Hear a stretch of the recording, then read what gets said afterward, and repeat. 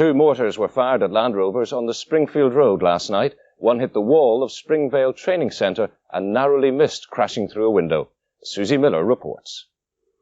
Just how reckless the IRA's mortar attack was became evident in daylight today.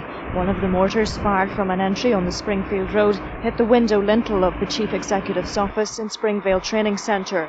The shutters had been put down a matter of minutes earlier. If anyone had been inside, they would have been decapitated. About 30 people were attending night classes in the building. A member of staff described what happened. All of a sudden there was an enormous explosion.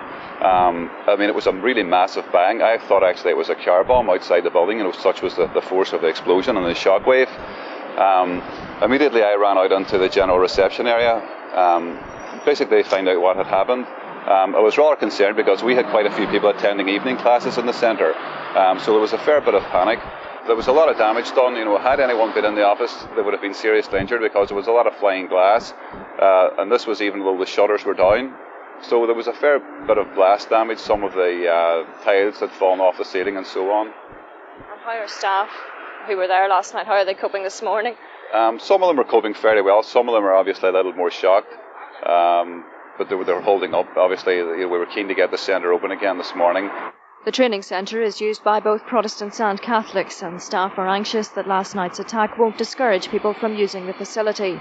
Residents had windows broken in the double blast and 2 women were treated for shock. The area's MP visited the scene shortly afterwards and says his car was surrounded by youths who grabbed his jacket and threatened him.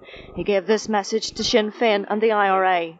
The Republican leadership said that people should vote for Sinn Féin in order to vote for peace. Well, it's not peace that they've got, it's war, and I do resent that. It's war, it's intimidation, it's attempted murder.